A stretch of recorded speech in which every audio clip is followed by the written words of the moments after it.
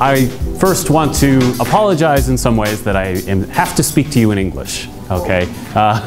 As I have mentioned to a couple people so far this week, my son and I have accepted a bet from each other on who can learn to be conversational in Spanish first, because I believe he has to do it, and he has told me that that means I have to do it as well. So hopefully I can be back in just a couple years and speak in Spanish, okay?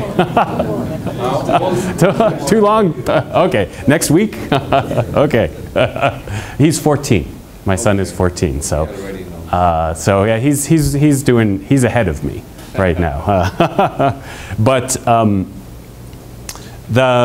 what I'd like to talk to you today about, and what I actually am going to ask you to speak with me a bit about, is strategic leadership. There is, when we speak to executives, whenever through both my work at Wharton and through the work that I do directly with companies, either consulting or in leadership training, we continually find the same response, which is we need our leaders to be more strategic. And in fact, there have been, every year there is another survey of CEOs that comes out with the top 10 needs of my employees, my managers. And every time strategic thinking is near the top of those lists. And yet, if you ask someone what it means to be a strategic thinker, everyone comes up with a different idea. We have not defined it well. And that was the challenge that my colleagues and I decided that we wanted to address.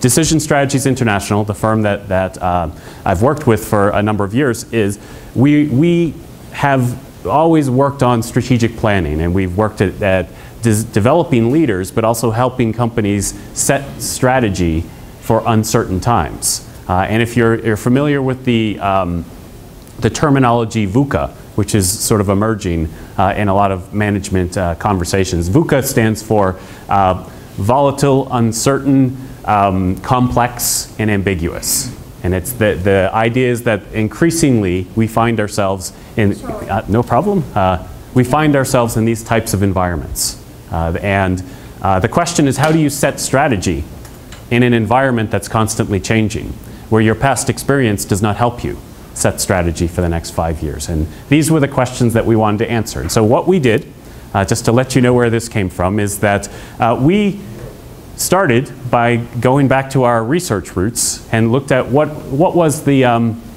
did the empirical research tell us about successful decision making, about strategic change, and about what are those specific actions that we know leaders take in those successful companies. And so we started by collecting a lot of that research. We then went out to our clients and we asked them, in these large global companies in many cases, tell us who are your most strategic leaders. And what we found was that there was always consensus. You could ask 50 people in a company and they would all name the same 2 people. And so we would then go to those people and we interviewed them. We would learn what they felt was important, what they saw as missing in their peers, and what they wished others could do. And what we started to find was that all of this started to form a framework. That is, that there were 6 disciplines that we found strategic leaders excel in. And these are the 6 disciplines I'd like to talk to you about.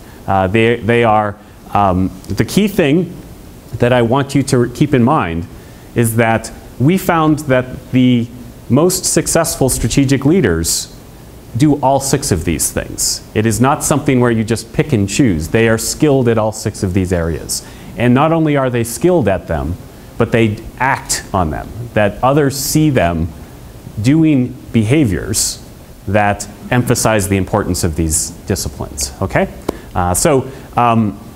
What we're going to go through here very quickly, so we're not going to spend an awful lot of time with you, but what I want you to really get a sense of is what are these disciplines, and then also what is it that makes it hard for us to do them? And I say that us, everyone in this room, not just the people that work for you.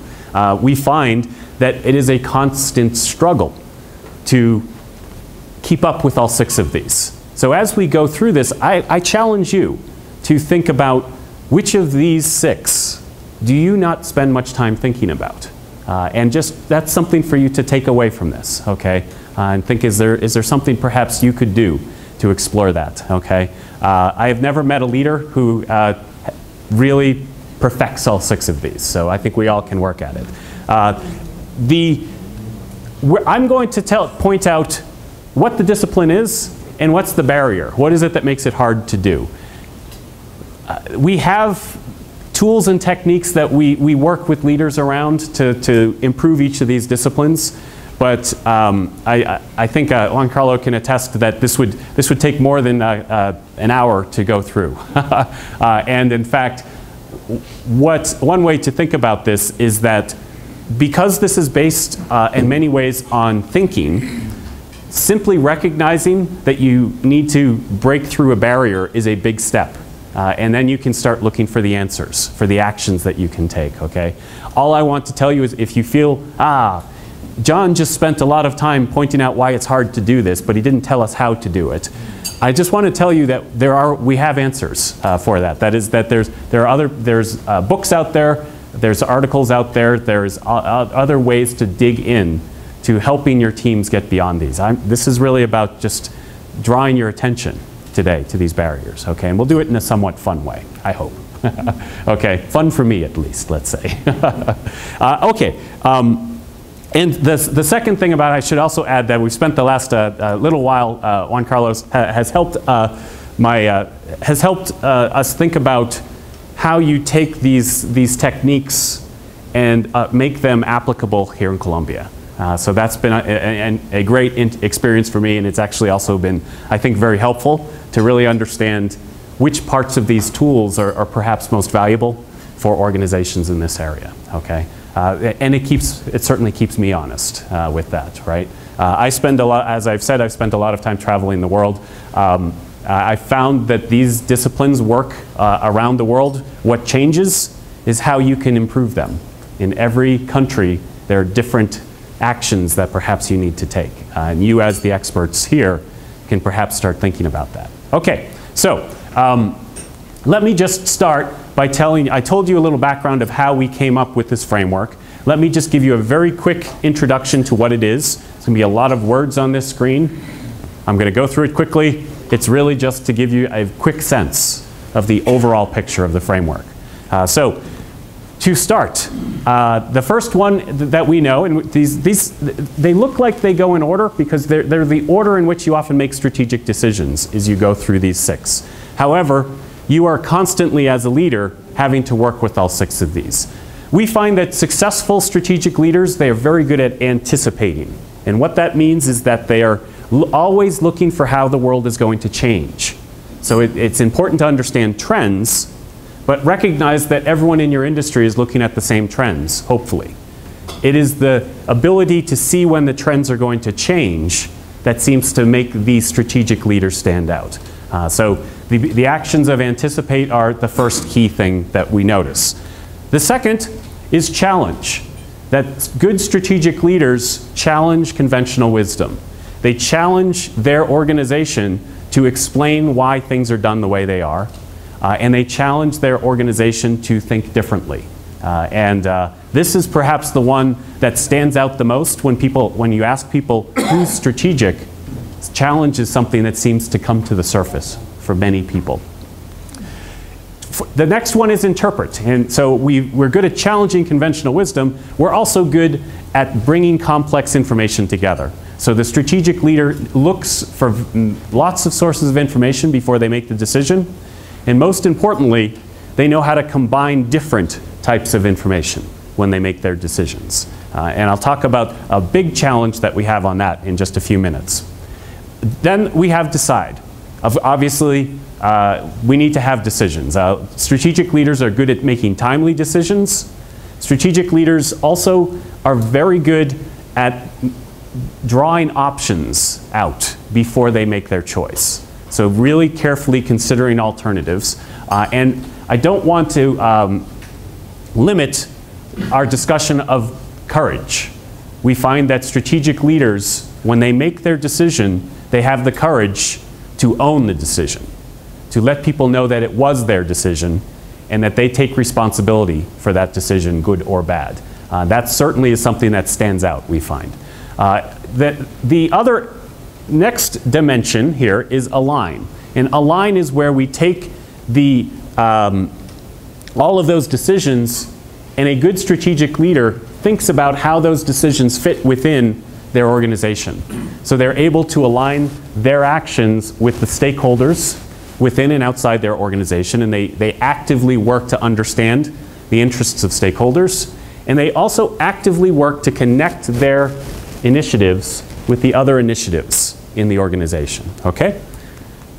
And then finally, none of this is going to really get you anywhere if you don't have some effort at learning, at improving over time. And we find that strategic leaders tend to find a way to make this part of their organization. It's part of the culture that they create, that we will constantly be improving, okay? And underneath all of these six, the other observation is that the strategic leader has an ability to envision. We think of this as the ability to communicate, the ability to actually get other people to follow. And certainly it's hard to talk about leadership without recognizing that important role as well. So these are the general dimensions that we identified as we dug out to understand what strategic leaders actually do. First, before I move relatively quickly through illustrating the challenges we have with each of these, any questions about about these six, or anything confusing, or does it make sense? Does it sound like the type of person you would say, if someone that does all of these, they're probably a good person for me to hire? Yeah? Okay? All right. Okay. So you can start thinking of it that way. Let's start by taking a closer look at each one of these disciplines.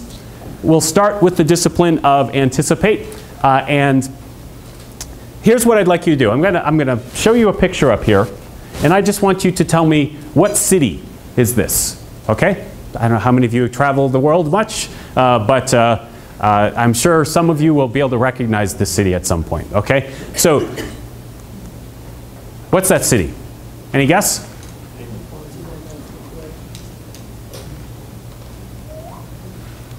You want some help? That would be good.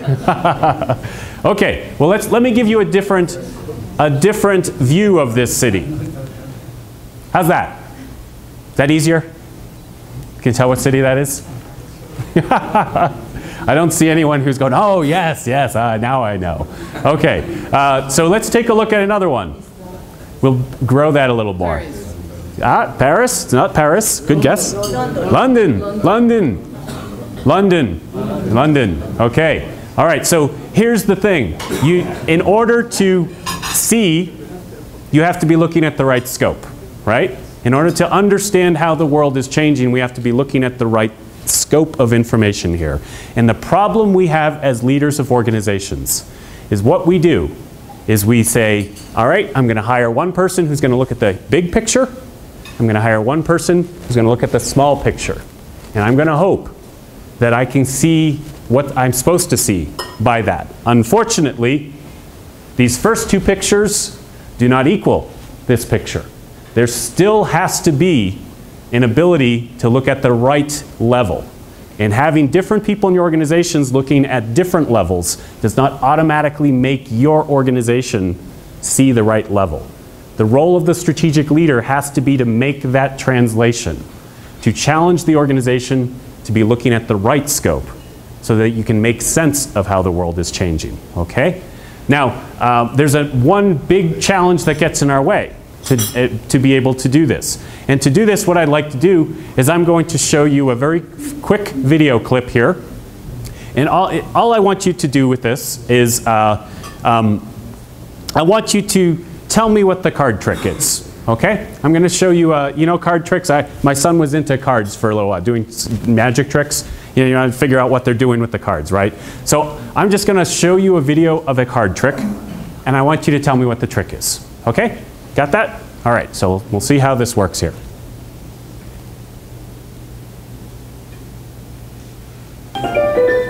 Hi, I'm Richard, this is Sarah, and we're going to perform the amazing colour-changing card trick with this blue-backed deck of cards. Now the idea is very simple. I'm just going to spread the cards in front of Sarah and ask her to push any card towards the camera. Right, okay, let's see. I'm going to go for this card here. Okay. Now Sarah could have selected any card at all from the deck, but she selected the card which is now face down on the table. What I'm going to ask her to do is show us which card she selected.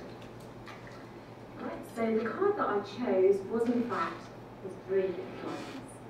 The 3 of diamonds, okay, excellent choice. That card goes back into the deck. Now I'm just going to spread the cards face up on the table. Do a little click of the fingers, and you'll see that Sarah's card here has now got a blue back. Not particularly surprising. What's slightly more surprising is all of the other cards have got red backs. And that is the amazing colour-changing card trick.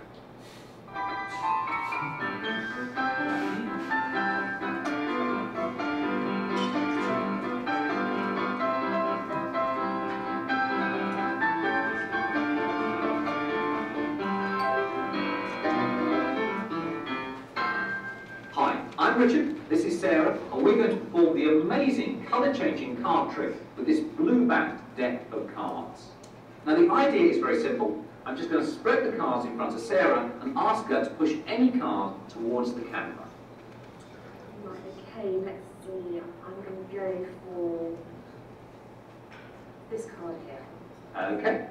Now Sarah could have selected any card at all from the deck, but she selected the card which is now face down on the table. What I'm going to ask her to do is show us which card she selected. Right, so the card that I chose was in fact the 3 of diamonds. The 3 of diamonds, okay, excellent choice. That card goes back into the deck. Now I'm just going to spread the cards face up on the table.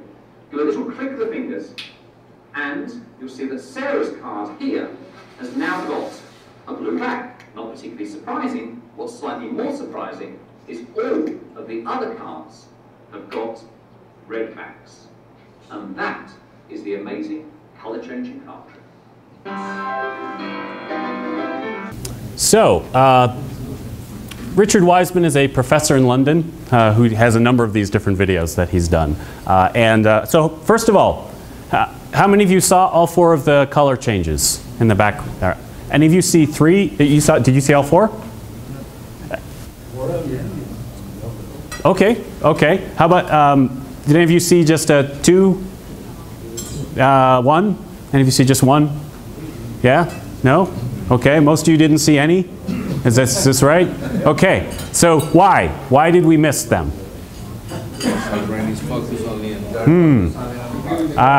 Because you're looking at the cards. I told you, right? It's a card trick. I set you up to look at the cards. And notice how good we are at being told where to look and looking there. That is that we are good at focusing our attention. And in fact, how you get ahead in life is to be able to focus on the important things, right? Get rid of all of that clutter. It's also how you get your organization to move forward. One of the primary goals of a leader is to get your organization focused on the same target, to move in the same direction, right? And that's a lot of work, it's hard work. What we need to remember as leaders is that there is a dark side to that. There's a downside. If everyone in your organization is looking at the same thing, no one sees what's happening on the edges. In changes to your industry, they happen at the edges. They are weak signals before they get into your area of focus.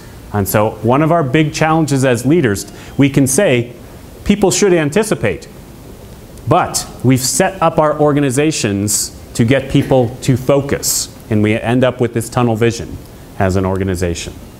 So that's our challenge with Anticipate. How can we maintain that focus while at the same time allowing ourselves to see a little bit of what's happening at the edges? And I know I said that I'm just going to tell you what the problems are, but for this specific one, I want to share with you one thing that we know that helps with this, and that is it's very hard for one person to develop the skill of focus and peripheral vision. Though some do it, and some athletes, some of the world-class athletes have that ability. But what you can do is use different people in your organization to help your team potentially see this. So imagine if you bring your executive team together, what do? You often have these meetings where you make these decisions, and everyone on that team has an action item, something they're supposed to do for the next meeting. Does it sound familiar? It's how we know we should run meetings. Everyone takes some ownership of something. How about the next time you do this, you take one member of your team and you don't give them an action item. What you tell them to do is over the next 2 weeks or however it is long till we're meeting again, your job is to look around. And you're just supposed to look, and if you see anything that you think is important for what we're doing in this group, at the next meeting you will get the first 5 minutes to tell us what you saw. So you are telling them that their focus is not the focus. That person appreciates this because it relieves stress. They don't have anything to deliver. They don't have an action item, right? But if you rotate this around your team, it doesn't take long before everyone on your team just naturally starts doing it. And what you're doing is you're saying part of our goal as leaders is to start to look at the edges, okay? So that's number one, our challenge with Anticipate. I will also share with you that we have assessments off of these 6 disciplines. Consistently, Anticipate is one of the lowest scoring ones across organizations all over the world. And it's because we just don't feel like we have time to look at places that are not the focus of our attention. So it's a hard thing to do. All right, how about challenge? Well, challenge, recall what this is about is it's about challenging, this is the way things are done here. Conventional wisdom, right? The first thing about that, well, let me point out something here. I've got a theme going around cards, right? So I'm going to keep that going. I'm now going to show you something else here. What I want you to do is I'm going to show 3 playing cards up on the screen. Anyone card players here? No? Not really big? A little bit? You familiar? So, all right, we'll see about this, all right? So these are playing cards. We'll see how well this works. I'm just going to flash the 3 cards up on the screen for just a couple seconds, and I want you to tell me what the 3 cards are. Okay? Easy enough. All right, can't be too much to this. Okay. Okay, this will be interesting. I don't think it'll actually work in this room, but we'll illustrate this in a moment. What was the third one? I need 10. 10 of what? 10 of diamonds. What was the second one? Okay, the second one was a K. All right, king of what? Do you know what those are called? Yeah, clubs. Clubs. King of clubs. The first one. K. So that was the J. Right. So the J of what? Picas. Diamonds. Diamonds? No? What did you think it was? Spades. Yes. Spades? You got, all right. Hearts? No? Spades. Okay, all right. This is excellent because this absolutely did not work as an experiment, okay? Which is beautiful, okay? And, that sometimes happens, but let me explain to you what the point is, okay? First of all, I think you can all, yeah, as you saw, Jack of Spades, yeah? Jack of Spades, King of Clubs, 10 of Diamonds. If the lighting was different here, what you would notice is that this is actually a red spade, okay? And as soon as I flashed this up here, I realized you can't distinguish black and red in this light here. What often happens with this is that probably about 80% of you, at least 80% of you, would see this was a Jack of Hearts, okay? Because it's a red card. So didn't work at all. You know, sometimes that happens when we're up here. So, but it would be interesting to think about why is it that in general when I do this exercise and you can see colors, people see that as a jack of heart. It's not a heart, and it's not my trick, it's you tricking yourself. And you trick yourself because you know what cards look like, right? And what this is just a quick illustration of is that when you look at the world, you don't see the world as it is. You see the world as your experience tells you it is. That you filter it through your experience, right? In this case, we see this as our experience tells us there's no such thing as a red spade. And we don't have a lot of time to make sense of it, so we see it's red, and we immediately say, must be a heart, because it doesn't have the points, and I go on to the next, okay? I just use that as an illustration, in this case a failed illustration, of how quickly this happens. And our challenge as leaders is that we cannot challenge the way things are done if we don't first see that there's another way to do it. And it is our years of experience that very quickly makes us see the world as we expect to see it sometimes. And we find that the strategic leader is able to break out of that, okay? Are you familiar with this image? Have any of you seen this before? It's been around since 1915, and I specifically chose one that actually has been around for a while. It's been shown around the world in social psychology textbooks. So you may have recognized this from school at some point, okay? What it is it's an image of an old woman and a young woman, okay? And just so we all see both of them, for the young woman, this is her eyelash, her nose, her chin. Most people see the young woman first, and that's been the case as long as people have been using this. The old woman, this is her nose, her mouth, okay, and her chin. And for those I was blocking, the nose, mouth, chin, okay? So I purposely chose an image that's been around for a while in hopes that some of you have seen it before, because one of the interesting things about the way we frame the world is that the first time we see something like this, we see one of these. We see either the young woman or the old woman. No matter how many times you see this image, you still see only one of them when you first look at it. When you are told that there's the other image, then you work. You have to use your mind to sort of use a little cognitive effort to find the old woman. Notice what happens next, though. Once you've seen both of them, you can flip back and forth easily. And our challenge as leaders is to get people to see a different way of seeing things. Once you do that once, you can start flipping back and forth. So if I have a strategic challenge, and someone says to me, this is a funding challenge. We need to figure out how to find the resources to do this. Well, you can maybe ask a couple questions about, well, how would our customers view this challenge? Would they see it as a funding challenge? Maybe they would see it as something else. Maybe they would see it as a quality challenge. All right, now that I've seen this issue in two different ways, I can start playing it back and forth. My point here is that we cannot challenge conventional wisdom until we ourselves see a different way of seeing things. And the biggest challenge we have is our own experience. The more experience you have, the more developed your mental models are. And that means the easier it is for you to step into a new situation and say, I've seen this before. Once you do that, you stop paying attention to the situation. And maybe there's something subtly different there. So what's my short recommendation here? We find that strategic leaders get used to asking the question, how is this situation different than any situation I've been in, whenever they step into somewhere new. So if you are someone who often has to go have meetings with employees to report various things, and after the third or fourth of these meetings in a row, you start to know what questions are going to be asked. It all seems very familiar to you.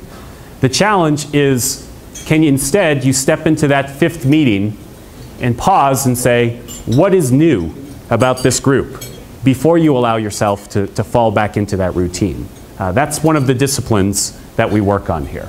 Okay, any questions about this? Okay, all right, so I'm sorry? As a skill, is wisdom or you learn that? So what we find, so it is learned, okay? What it is that you can train yourself to ask these questions. So it's a certain discipline. So there's what I refer to, so I did not mention my background is in cognitive science before I went into management. So cognitive science, how we make sense of the world, that was what I did my initial research in. And so I've always fascinated by this question of how we make sense of the world. And we know without a doubt that you can train yourself to see things differently. But there's a path of least resistance, the easy path, which is to just let your experience sort of explain to you what you see. So it is a discipline. Does that answer your question? Or was that what you were getting at? I try to tend to disagree with it, but okay, that's fine. Yes. So, and what I would also say is that as a leader, is there a way that you can set a situation so your team is asking each other these questions? Okay? Okay, so the third one, and this is one that I know you're all in the middle of eating. I'm going to actually ask you to complete an exercise for me, okay? Just a warning, okay, about that. And if you remember, interpret is about leaders we know are very good at bringing different types of information together and also considering all the alternatives that are out there. There is a very big barrier for leaders. And this is a barrier that to me is very important. It's something that I spend a lot of time working on. And I'm actually finishing a book right now that's very much about this next point, okay? And here's what I'd like to ask you to do. For those of you who are willing to go along with me on this, okay, I'm going to ask you to complete a quick set of questions. I want you to answer 10 questions. This will take about 5 minutes to do, okay? This is the part that is the most interactive for, okay, and then you can relax again, okay? You should have, paper would be useful for this, okay? I know you have, in the handouts here, you have actually this as a printout, okay, what I'm about to show you here, okay? So let me just set this up for a moment. This is what you will see in front of you. This quiz is in your handouts, okay? I think you can, it's in that set of slides that you have? Ah, yes, okay, right here, yes. So if you can pull that out for a moment, take a look at that. Those of you who can, okay, so we got that? And here's what, let me just be clear what your assignment is. Don't worry, this is the only assignment, okay? I know early in the morning, tough to do these things. These are 10, as you can see, very random questions. I want you to give me 2 answers to each question.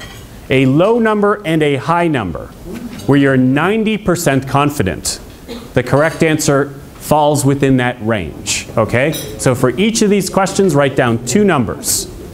Low number and a high number. You see the 2 rows, okay? I will give you about 5 minutes to do this, and we'll see what we come up with.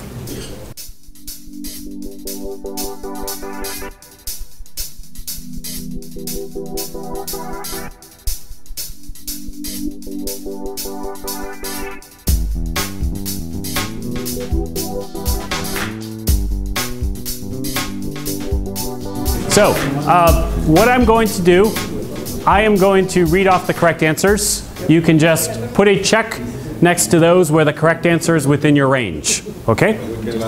So, what's that? So, I'm going to read the correct answers. Just put a check next, mark the ones that are within the range. Okay? Okay. First question, length of the Nile River. 6,650 kilometers. I give you their miles if you happen to really want to answer in miles. Okay? Okay. 6,650 kilometers. All right. All right, excellent. Year Ming Dynasty began. 1368. Okay. Average gestation period of the female Asian elephant, 645 days. Okay, all right, check. Number of Nobel Prizes, 555. Okay. Population of South Africa in 2000.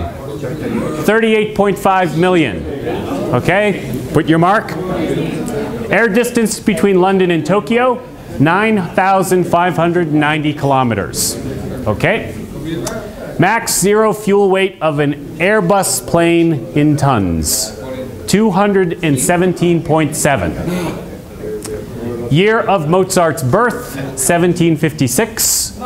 Diameter of the moon, 3,475 kilometers. Surface area of the Mediterranean Sea, 2.51 million square kilometers. Okay.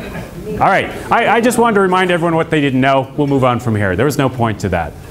No, kidding. Okay. So can I have a show of hands? How many of you got 10 out of 10 within your range? All right. No? Okay. All right. 9 out of 10. 9 out of 10. No? 8? 8? 8. All right. Fantastic. We got a winner. 7. 7. We have a 7 in the back. Excellent. Excellent. 6. 5. All right. Got some excellent 5. That's a solid answer. 4. A bigger group. 3. All right. 3. 2. 2. 1. 1. 0. 0. All right, excellent. So you're saying no, not excellent. So, okay, so how many should you have gotten within your range if you created the correct range for what you knew, based on what the question I asked you to do? What would be the right number? What's the question? So I asked you to create your ranges at a 90% confidence range, okay? So in general, on average, if you created your ranges based on what you actually knew, you should get 9 out of 10 right. 10 independent questions, 90% probability. So almost never happens. You should be congratulated on 8, okay? The average is 3 for this, okay? And in fact, this is a fairly standard finding. That is that if you ask someone for their 90% confidence, what they tend to give you is a 30% confidence. We overestimate what we know. And this was just a fun little illustration of this. Not very scientific, right? But really what it shows is that we are not good at mapping out how much we know about things. And you could say, well, John, that's not fair because I don't know about any of these things. There's no reason I should be expected to know the answers to any of these questions. Well, in some ways, that actually proves my point even better. Because, first of all, no one expects you to know the answer to these questions. So there should be very little pressure for you to claim that you know the answer to these questions. And yet, you still made ranges narrower than you should, right? If your goal is to get an answer, the right answer to one of these questions, and you have absolutely no idea, what's the right answer? 1 to a million. Your goal is to get the right answer within your range, right? But we don't do that. Why? It feels like we're not answering the question, right? It feels like you're cheating. So, in fact, some of you probably had this experience, like, it could be this wide, but that's not right. I should at least make it shorter, right? And what I've had people say to me, John, I don't know what this means. So I know you had a translated version here, but I've had people say, I don't know what gestation period means, but they still answered the question, right? No idea what the question is, but I'm still going to give you an answer, okay? And what this illustrates is the dynamic of overconfidence. And the dynamic of overconfidence is one of the most researched decision biases that we have in decision science. And I will tell you that what we know about it is that whether you are an expert or whether you are a novice, whether you are 17 years old, whether you are 65 years old, we find overconfidence when we measure it. And what that means is that we find that people think they know this much, they actually know this much. There is a gap there. And you could say, John, if you asked me questions about my job, I would have done better. We've done that. And I will tell you, You may have done a little better, but you probably still wouldn't get 9 out of 10. Because what do? Make those ranges even smaller. Some of you probably had found one of these questions, you were excited you actually knew the answer to it, finally, and then you didn't get it because you made your ranges too small, right? I think this is absolutely essential for leaders to think about, not just with themselves, but with their team. What overconfidence tells us is that even with years of experience, we're very bad at assessing what we actually know. And where it gets very difficult is if you are an expert in your organization, you're comparing your expertise potentially to the wrong people. So that is that you are the smartest person in your organization on that topic. So you continue to remind yourself you're an expert. What you forget is that there are other experts that you should be comparing yourself to, right? That the field is moving on, and you need to keep up with it. Just because you still know more about this than everyone else that works with you does not mean you're continuing to be a world-class expert, okay? And that's one of the challenges we all have around this. The other reason I wanted you to actually do this exercise is that it's very easy for me to stand up here and talk about overconfidence and show you data and studies and how prevalent it is and why it happens. And you say, oh yes, everyone who works for me is overconfident. Yeah, I agree with this. So I needed you to do this survey to remind yourself it's not just everyone who works for you, it's all of us. We all have to struggle with this, okay? And why does it matter? Well, if you believe you know the answer, you don't look for more data. You don't look for alternatives. You just look for evidence you're right. And when we look at the challenge of being good at interpreting information, the starting point of this has to be a bit of a humble sense that maybe I don't know it all. Maybe I should ask a few questions and really test these things, okay? I also wanted you to experience sort of a little bit of the emotional reaction to doing something silly like this, okay? Because one of the things that happens is that we do not like to say, I don't know. And certainly, we don't like to say, I don't know about things that people expect us to know. I want you to think back on your experience of answering these questions, though, about what it felt like to look at a question that no one expects you to know the answer to, and you still have to sort of admit to yourself that you don't know. For most of us, it's uncomfortable. And in fact, what I can tell you, research suggests that I increased the heart rate in this room by having you do this exercise. That by asking you to answer questions that you don't know the answer to, your stress went up. And we have found that even if I ask you a question you don't know the answer to, even though it's a question no one expects you to know the answer to, you still experience stress in that moment. And any guess what's the quickest way when someone asks you a question that you don't know the answer to? What's the quickest way to relieve your stress? And that, so I don't know. Say, I don't know. Here's the thing about I don't know. We find that when someone says I don't know, yes, it reduces their stress. The stress goes up, the stress goes down like this. There's a quicker way to reduce that physiological reaction. Deep breathing. Yeah, actually, yes. Okay, deep breathing. Okay, that's not where I was going, but yes, that would work. It is actually to just give an answer, to make up an answer. Isn't that crazy? Terrible. So to make up an answer makes your stress go away almost immediately. Think about why that happens. It's because you don't know the answer to something, and you just make up an answer, not your problem anymore, right? It's that person's problem to decide whether you know what you're talking about, all right? So, hey, that's the best I can do. Now you have to figure out whether it's right, okay? So I find that fascinating. Actually, we have a physiological reaction to just sort of get rid of the problem rather than say I don't know, which may suggest why it's so hard sometimes for us to say I don't know. When you say I don't know, yes, it relieves some stress, but you've also kind of made yourself vulnerable in a sense, right? To admit that there's something you didn't know. Yes, a question or a comment? I want to say that the last thing that you said, that when you make up an answer, it depends really on the people you are speaking with. Because perhaps if he's an expert you are going to be Yes, in a bad yes, situation. yes. That's a very good point. Now, this was what I'm referring to here is basically just some clinical studies to sort of look at sort of the physiological reactions. I would agree 100% with you that, in fact, you could create more stress by giving a knowingly wrong answer to someone who you think knows the answer. You can confuse him Yes. if he doesn't know.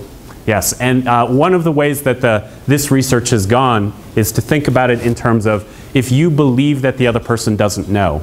That's mostly the types of questions they asked. So it's almost as if you can get away with it because you know they don't know, right? So I think you're right. It wouldn't work in a situation where it's almost like it's a test, right? And I actually think this is valuable just to be aware of as leaders, though, because it gives you perhaps a sense of empathy for those people who work for you, to recognize the struggle that they go through when you ask them a question that they don't know the answer to. And we need to know they don't know the answer. It may be difficult for them to let you know that. And they may not even know that they're struggling with this. It happens kind of that quickly, okay? So as a leader, I don't want to leave the conversation about overconfidence without first acknowledging that it's something I want you all to challenge yourself to think about how you're making sure you know what you think you know. And all that really takes is things like this, like going out, having interactions with your peers, going to conferences in your industry, various things that will force you to stay on top of the world that you believe you're on top of, right? And that's one side. The other side is to recognize that everyone that works for you, struggles with this, especially if you hire good people. Because good people, you've hired them because they've always been the best, right? That their whole career is being the smartest person. It turns out that those people, they might not know exactly how smart they are. All they know is they're smarter than others, right? So you as a leader have to help them find the edge of that smartness by asking the right questions, right? So yes. You ask the production guy something, and he answers, and then you tell him, please check with the technical guy and see if that's okay. The production guy doesn't go, he doesn't go and check. He thinks he knows it by truth. They don't check with each other. Even though it's free. Yes, and it's one of the biggest challenges. So part of my background is in helping executive teams work well together. And we think that we put a cross-functional team together, they should learn from each other. But we find very often they don't go to each other for help. Right? Or it's ego. You know, there also may be a less negative reason, which is, think of it as, I know that you're an expert at this, but I also know you're very busy, and I think I'm smart enough to figure it out on my own. That we see that logic happen as well. But ego, not wanting to admit you don't know.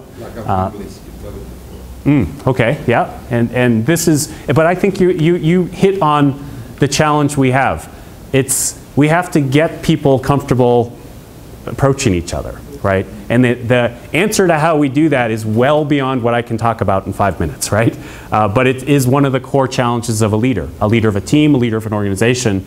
I need my experts to talk to each other, or this is just not going to work, right? So that is why I think this is the biggest barrier to interpreting. If people are overconfident in their ability, they don't seek out help. If they share their knowledge. Yes, yes. And in fact, one of the things I would say off of that is we find that the behavior that leaders role model of seeking out information, of also strategically saying you don't know enough in front of people, that actually starts to set a culture in your organization that it's okay. That I'm not supposed to know everything, that's why I hired you, right? You've heard the saying, successful leaders always hire people smarter than them.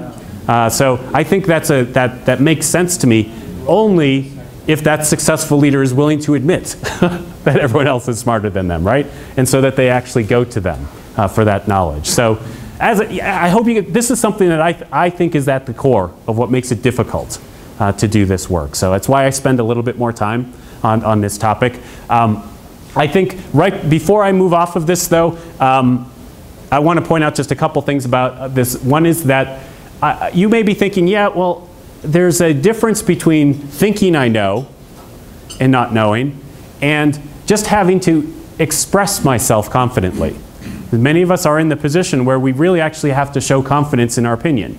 And I do want to point out those are different things. There's one where I have to communicate with confidence, and there's another where I actually don't know what I don't know, right? I think I know more than I do. Well, all I want to point out is that it looks the same to others, either way, right? They don't know whether you're just trying to communicate confidently or whether you actually believe that. So in some ways, they lead in the same direction. The difference is that we find in our studies around the world, the cognitive side, people thinking they know more than they actually know, we find that in every part of the world.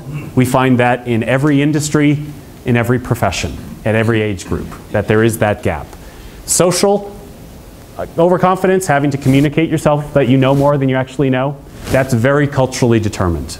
Some cultures have more challenge with that, and some organizations have more challenge with that. So that's where, as a leader, you might have some influence, making sure people communicate appropriate confidence as opposed to overconfidence, okay? And it's a hard challenge.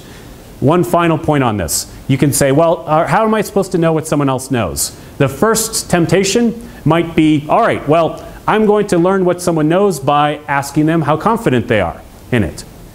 Here's why that might not work, okay? Here's a study.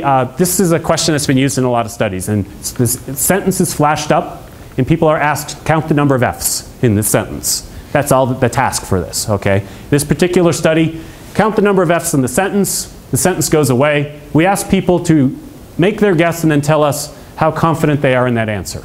Okay. For those people who got the right answer, which is 6, many people miss the F in of, as well as the F in scientific. And so the correct answer is 6. When people got the correct answer, that group on average said they were 95% confident they got the right answer. For those people who got the wrong answer, they said they were 95% confident they got the right answer. The point here is we don't know. When you ask me a question how confident I am in my answer, I'm not good at answering that question. So we can't just ask people that. It turns out high confidence does not mean high accuracy. A better way to find out what people that work for you know is to simply ask them how they came to their answer. If you can understand their logic, you then can decide to some level whether you have confidence in how they came to their answer. Even if they're an expert, you can get a sort of sense of that, and you can ask some questions about that. So it's a subtle thing, but it's an easy way around this. A second thing to keep in mind for this, for your personal way of thinking of this, if you get in the habit of asking, what would prove me wrong, right before you report a decision out, it's one way to just sort of check on this, because we're so used to looking for how we're right about something, it kind of flips that on its head, okay? Okay, so as you can see, this is very much, because we're focusing on strategic thinking, these are really all about individual challenges. So I just want to point that out, that we're talking about how individuals develop the capability to be more strategic. It's not about organizations making strategic decisions, it's about how the leaders can make that work. So the last 3 of these, I'm actually going to move through a bit more quickly, partially because I think we don't spend enough time on the first 3 of anticipate, challenge, and interpret. And it's because we are action-oriented. We want to make a decision. As I said, the things about making decisions that are hard to do are that we need to generate options. We need to have courage to own that decision. What is it that gets in our way? Well, first of all, there's this idea of decision paralysis. I don't know when I have enough information to make a decision. And I just kind of don't want to spend too much time on this, but share with you what I think of as a humorous study that was, done by a psychologist who won the Nobel Prize in economics for helping us see that we are predictably irrational. This was done by Amos Tversky, who along with Daniel Kahneman won the Nobel Prize in economics basically for their fun way of showing that all of economic theory of the rational man was really kind of not true. And they did it in a mathematical way, which is beautiful to show that we are non-rational in one of the more rational ways to prove something. And in this study goes back a number of years. Amos Tversky asked a number of university students, imagine you have these choices in front of you. You can either go to the library and study tonight, or you can go to a lecture by an author you admire who is only visiting today. Recognize that this study was done before the internet, so you can't watch this talk anywhere. This is it, your only chance to see this author. It won't surprise you that about 80% of the students said, I'm going to go do the thing I can only do tonight. He then asked a different set of students the same 2 questions, but he added a third option. So now it's go to the library and study, go to a lecture by an author you admire who's only visiting tonight, or go to watch a film that you've wanted to see that is only on campus tonight. So all we've done now is added 2 options that you can only do tonight. The result of this was he doubled the number of students who will just go to the library and study. Okay? Yes. I don't know what I'm going to do. I'm just going to study. I can't decide. Okay? And I think this is humorous because any of us who have tried to decide where to go to dinner with some friends. 1 option's great, 2 options is great. Once we get to 3 options, we should just settle in. It's going to be a while before we decide, right? I like this as a memorable way to remember that we as leaders spend a lot of time telling people that we need options. We need you to help us create options. It turns out that options can paralyze if we don't have a way to compare options. The good news of this is decision-making 101. This is something that you should know, but we all forget. And that is that the way out of this trap is before you let anyone talk about a single option, you identify the criteria for success. What is a good experience tonight, right? What would make it an enjoyable night for me? Let's just, as a group, list some of those ideas. What's an enjoyable night, right? After we've done that, then we say, all right, where should we go to eat? Okay? And it turns out that by doing that simple exercise with your team of what is a criteria for a good choice, it allows us somehow to sort these a bit better, okay? The second thing, though, I want to point out is the challenge that we have with making decisions is not just that we have to generate options, though I will say this is of the 6 disciplines, this is the discipline that we find the highest scores on. So the suggestion is that we're doing a better job training leaders on the process of making a decision than we are on these other disciplines. I don't know if that resonates with you. Do you feel that this is perhaps of these 6, we're okay with this one in some ways? And I think it is because there are techniques out there. You can actually introduce structured decision techniques and get your teams to use them to make sure that we are considering options, right? So I just want to encourage you, if you kind of in your organization have stopped doing that, maybe to think about the places and the types of decisions that you want to get back to bringing a more structured processing, okay? Remember the second part of this, though, is courage. And the courage part is the one that I like to reflect on a lot when I'm observing leaders, is to sort of say, all right, well, how is it that, are these people standing behind their decisions? And are they willing to sort of say, yeah, that was me? And one of the things that I would encourage you to think about as a leader is simply, how much are you expressing your comfort with risk with your team? So if your team believes that you've only had successful decisions, that you have never failed in any of your decisions, they are potentially going to find it difficult to take ownership of their own decisions. Because if the decision fails, they're going to be fired. One way to get around that is to find a way that you can share a past failure with your team. And basically the message is, this is a decision I made, this is what I didn't work, this is what I learned from it, and most importantly, you might notice I'm in charge right now, okay? I'm still here. That's the important thing. I want you to take reasonable risk. And I did. It didn't always work, but it was a reasonable risk. I'm still here. Of course, don't tell that story if you don't believe it, right? Because that's not very nice, okay? But it's just something to think about because you are a role model as a leader, right? Okay. And he has to encourage all the members of the team to give a lot of thinking and to make a decision. So it's like a contraposition because it's encouraging the team, like to see a wider scope. The leader has to be responsible, I think, about the result. But if all of the team, everybody is like thinking different things, maybe as a decision of the team, I believe it's like better because he's encouraging a lot. And yes. Here I'm like, I don't know if you... I see we all agree with this. So therefore, I think we should stop conversation until we can all figure out what we're talking about. So that it's a bad sign if everyone agrees immediately. Yeah. That sort of attitude. That's another thing that it's very weird here. I mean, if yes. you fail, you're not good at it. But nobody wants to fail, but failures many times are good. So if you can pay attention to how your team gets at its decisions, you can acknowledge those decisions that were well made, but for some reason didn't work out well.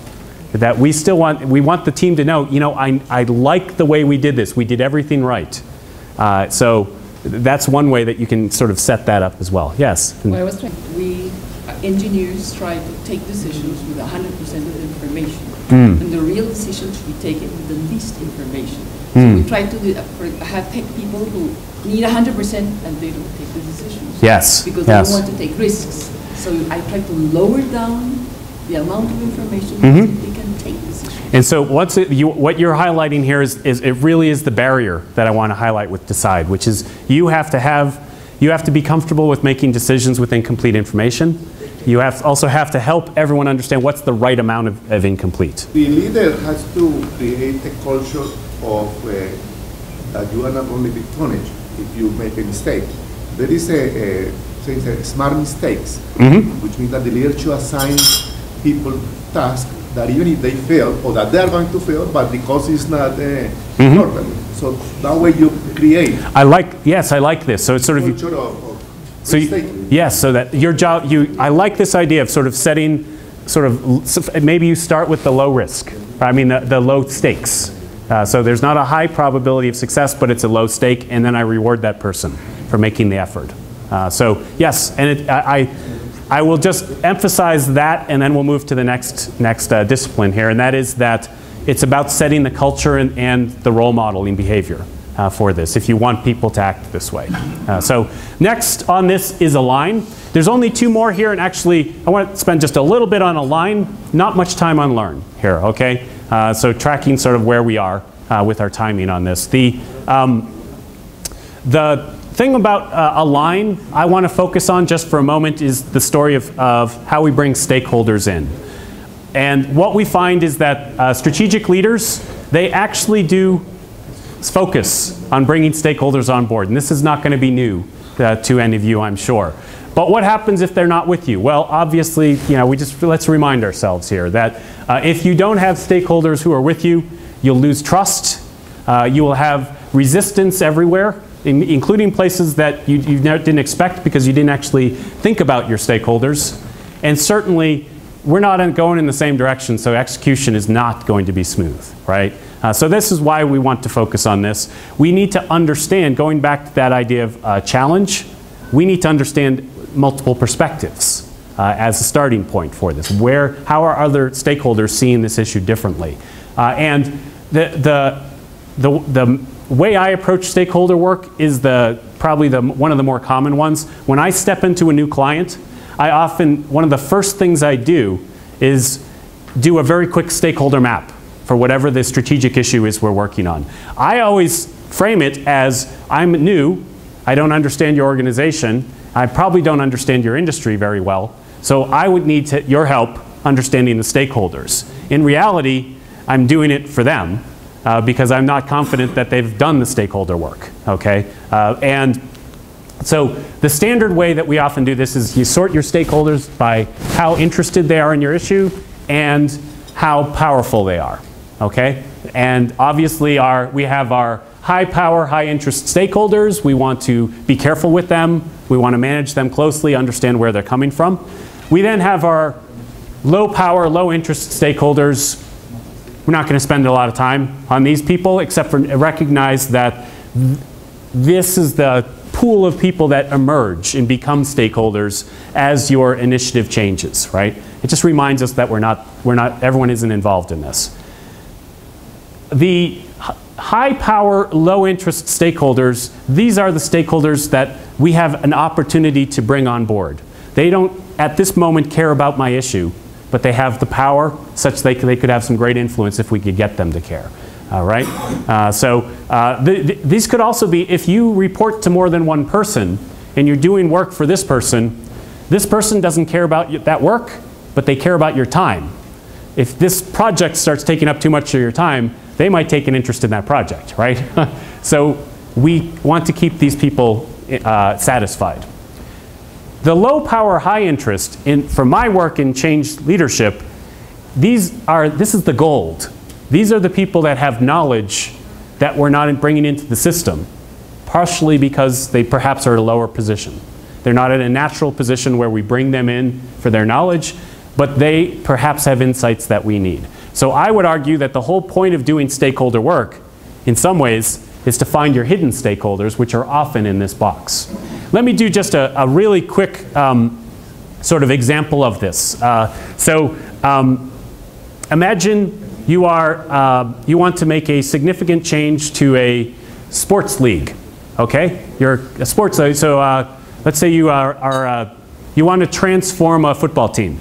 Okay, and you want to do something that's fairly controversial. I don't know. Maybe it is that you want to bring an athlete in to the league from an area that no one's ever signed an athlete from. Okay, so you need to influence the league. You are the general manager of this team. Who are the high power, high interest stakeholders that care about this? Just who comes to mind? People or groups? The owners, absolutely, the owners. So the owners, we go right up there, right? Who else? Fans. The fans, yep, okay. And if we think of this as a hierarchy, the fans have less power than the owners, but they have a lot of influence. The history of sports fans mobilizing is not great, though. So their power is not as great as necessarily, as long as we win, right? But they have power because they could stay away. Who else? The coach, yeah, the players on the team, very high interest in this. Whoever I don't know what it would be called here, the commissioner, whoever runs the league, what's that title? Yeah, well, okay. I understand as of today they have got their own issues, right? But this is this exercise. Okay, so what we just did is we got sort of the obvious stakeholders. Here's my next question for you. This will just take a moment. Who are some high power, low interest stakeholders? And as you think about this, just shout out any stakeholder that comes to mind. Okay. What's that? The media. Okay. And actually, when we think about it, the media probably has high interest, right? Because it's a story in some ways. So, and they want to sell stories. So I think they've got high power. If they don't have an interest, we can easily get them interested. Or they might already be over here. All right, who else? The government. The government. Oh yes, and in fact we can take that at different levels and even probably name individuals. And if we break out individuals, we might find that some of them have high interest in this, right? Who else? Any others? What's it? Newspapers, sort of with the media? Yep. How about owners of other teams? Okay, so players on other teams, any of the players from whatever league it is that I'm trying to pull away from. Okay, and the point is that all of these ideas that come out, a lot of them fill in over here. And I guess this is my quick little insight that as a facilitator. As I've used this, I've learned if your goal is to find your hidden stakeholders, for some reason, if you ask the first question, who are the high power, high interest, you get the obvious stakeholders. We weren't about to miss them. We were going to think about them anyway. If you ask the question, high power, low interest, for some reason, it flips people's frames. And they start thinking of stakeholders that fall down here. And for some reason it works well. And that second question reveals the stakeholders that you almost missed before you started your process. So I don't know if that's helpful to you to think about. If any of you do this type of work with your teams, I just wanted to share it with you because it's one of those things I've learned through time as I've experimented with this, and it works well. So that's our challenge with Align, is simply finding the right people. And if you find the people early on, you can actually make a difference. I will tell you a interesting story from the history of the United States about this, and it's why I asked you to think about a football league on this. Have any of you heard of Jackie Robinson, by chance? Jackie Robinson was the first black player to play baseball in the United States in the major leagues. And it was in the 1940s. And you have to appreciate that in the 1940s, baseball was absolutely the dominant sport across the country in America. And so this was a big deal. The commissioner of the league was not going to let this happen. The general manager of the Brooklyn Dodgers did what actually was a stakeholder analysis in 1944. It wasn't called that back then, but this is what they did. They wrote down all the key people and what they needed to do. By doing that stakeholder analysis, they came to the conclusion that the commissioner of baseball could not let this happen, would not let it happen, and would do everything possible to block it from happening. Because they did the stakeholder analysis, they did the thing that the other teams who tried to do this didn't do, which is they waited. And the commissioner of baseball was a very old man. And he died in the fall of 1945. It was no coincidence that the Brooklyn Dodgers moved rapidly over the next 6 months. The point here is it's not about murder. It's that by doing your stakeholder analysis early enough in your process, you might discover that it is pointless to go forward on this initiative because there's a stakeholder that will not let it happen. If you've come to that conclusion, you've saved yourself a lot of effort, and at the same time, you can still use that time to build a strategy for what you will do when that stakeholder is gone. And that's in fact what they did in this case. So just want to sort of put that out there. You can't convince every stakeholder. You have to see them first before you recognize that, right? Okay, the last one, and then I'll be quiet here and take any questions that you have or any observations or ability for you to say, John, this is all just a bunch of hooey. But yes? Employees in which quadrant are located? Depends what the issue is, right? Yeah. So all of this is going to be issue dependent. So employees are certainly high interest in many if it affects their job. It depends on where they are, right, in terms of how powerful they are. So usually they have low power. Lower than other people, yes. But some employees may have knowledge you need, which increases their power.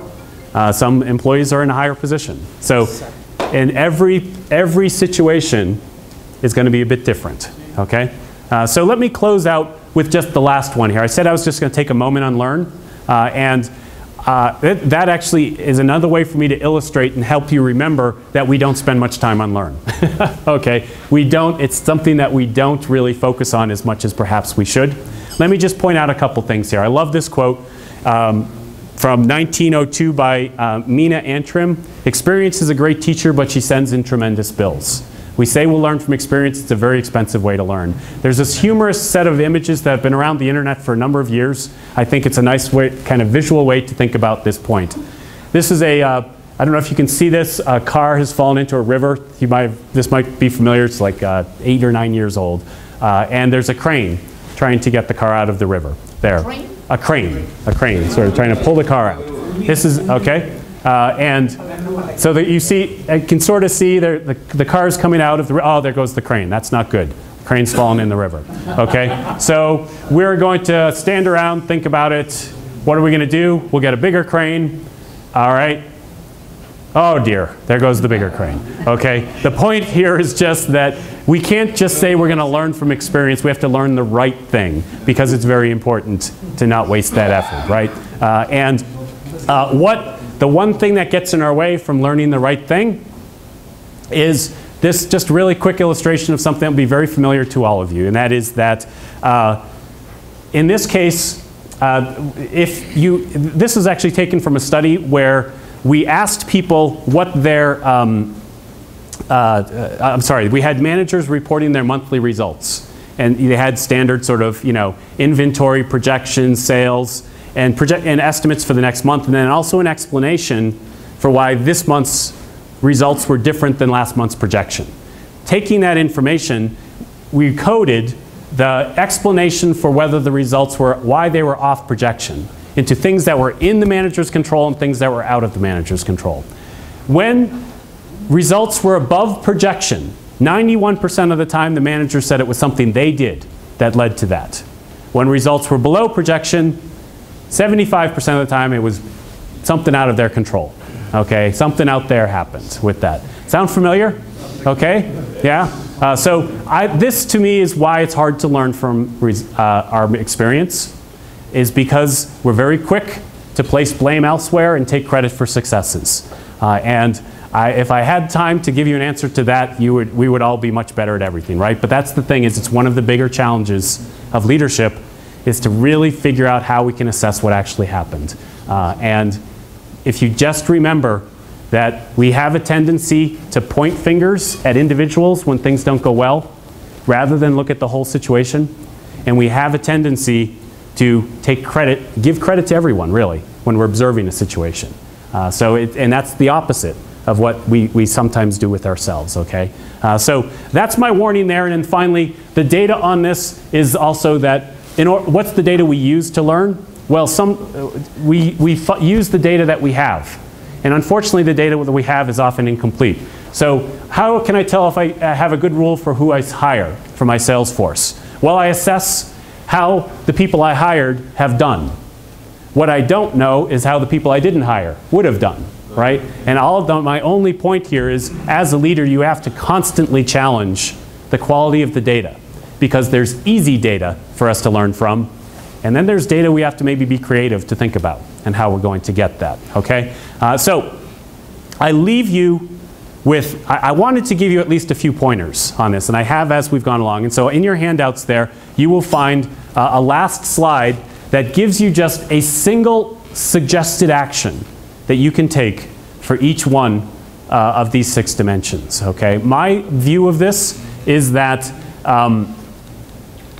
when we try to build strategic thinking, all too often we try to do it all at once. And if you just pick one action that you would like to develop in yourself and your team, that might be a better way to go, okay? So I'll shut up. I think I on the time that I think I was shooting for here. But any questions that you have, or any comments about this, I'd be curious to know whether one of these 6, with any of you, resonates as one that, yeah, our organization doesn't spend much time on that, okay? But I hope this has at least got you thinking a little differently. That was the intent, okay? Questions? Thoughts? Thank you very much. Okay. No? Good. Thanks. Thanks. Okay.